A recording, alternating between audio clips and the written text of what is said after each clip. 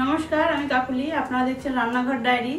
পুরোনো দিনের একটি মিষ্টি রেসিপি নিয়ে আজকে আবার হাজির হয়ে গেলাম।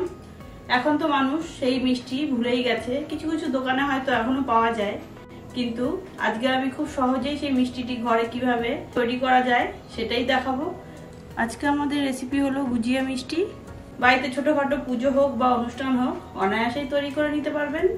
মিষ্টির দোকানে মিষ্টিতে হয়তো ময়দা ব্যবহার করে, কিন্তু আজকে পিওর দুধ দিয়ে আমি আজকে মিষ্টিটা তৈরি করব। আজ আমি এই মিষ্টিটি কিন্তু শুধুমাত্র এই আমুলের গুঁড়ো দুধ দিয়ে তৈরি করব। এখানে আমি কোনো লিকুইড দুধ বা অন্য কিছু ব্যবহার করব না। চলুন শুরু করি ভিডিওটা। বলে রাখি, এখানে একটা প্যান বসিয়ে দিয়েছি, একটু জল দিয়ে সামান্য গরম করে নেব জলটা দুধটাকে গোলানোর জন্য। জলটা কিন্তু হালকা গরম হয়ে গেছে, খুব বেশি গরম করা যাবে না, তাহলে কিন্তু দানা দানা হয়ে যেতে পারে। দিয়ে দিচ্ছি আমুল দুধ। এখানে কিন্তু 100 গ্রাম আমুল দুধ নিয়েছি। দুধটাকে এইভাবে আস্তে আস্তে ভালো করে মিশিয়ে নিতে হবে।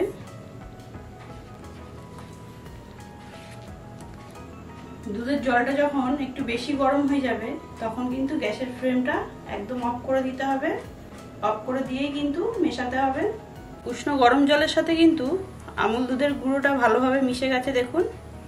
এবার একটু জ্বালিয়ে ভালো করে ফুটিয়ে ঘন করে নিতে হবে। আচ্ছা, এর মধ্যে আমি দিয়ে দিচ্ছি একটু এলাচের গুঁড়ো। আপনারা এলাচ এমনি থেতো করেও দিতে পারেন, এতে গন্ধটা ভালো আসবে। কিন্তু জাল হয়ে বেশ ঘন হয়ে এসছে, কারণ গরুর দুধটা পাতলা হয়, সেই কারণে জাল হতে দেরি হয়। আর আমুল দুধ কিন্তু একদম তাড়াতাড়ি ঘন হয়ে যায়। এর মধ্যে দিয়ে দেবো আমি ঘি। আপনারা এখানে গুঁড়ো চিনি বা গোটা চিনিও ব্যবহার করতে পারেন, আমি এখানে কনডেন্স মিল্ক ব্যবহার করছি। এতে কিন্তু স্বাদ খুব ভালো আসে। সব কিছু দিয়ে এবার ভালো করে একটু নেড়ে চেড়ে একদম আঠা আঠা করে একটা ডো করে নিতে হবে। একদম সোজা ইজি একটা রেসিপি, একবার এইভাবে করে দেখুন, ভালো লাগবে। মিষ্টির দোকানে কিন্তু ময়দা ব্যবহার করে, আমি এখানে কিন্তু কোনো ময়দা ইউজ করলাম না।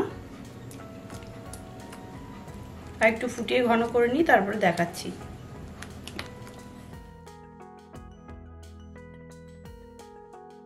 গুঁড়ো আমুল দুধ কিন্তু একদম মিষ্টি তৈরির জন্য রেডি। দেখুন কড়া ছেড়ে দিচ্ছে। এবার আমি গ্যাসের ফ্লেমটা অফ করে দেব আর ঠান্ডা হতে দেব কিছুক্ষণ। তারপরে মিষ্টির আকার দিয়ে গড়ে নেব। মিষ্টির মন্ডটা কিন্তু ঠান্ডা হয়ে গেছে, দেখুন কতটা সফট হয়েছে, দেখে বুঝতেই পারছেন।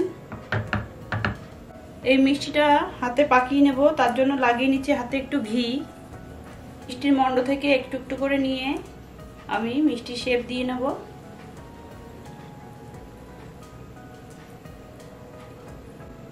এই তৈরি হয়ে গেল আমাদের গুঁড়ো আমুল দুধের গুজিয়া মিষ্টি, সেই পুরনো দিনের,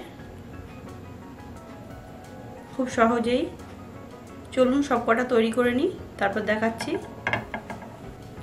যদি গুজিয়া শেপ দিতে না চান, তাহলে যে কোনো শেপেই করতে পারেন, সেম একই প্রসেস, কোনো অসুবিধা নেই। কতটা সফট হয়েছে বুঝতে পারছেন। মিষ্টির গায়ে কিন্তু কোনো ফাটা নেই, তাহলে মিষ্টিটা কিন্তু একদম পারফেক্ট তৈরি হয়েছে, কারণ এতে কোনো ময়দা ইউজ করিনি আমি। আসুন তাহলে পুরোনো দিনকে মনে রেখে নতুনের সাথে পাপ মিলিয়ে চলি।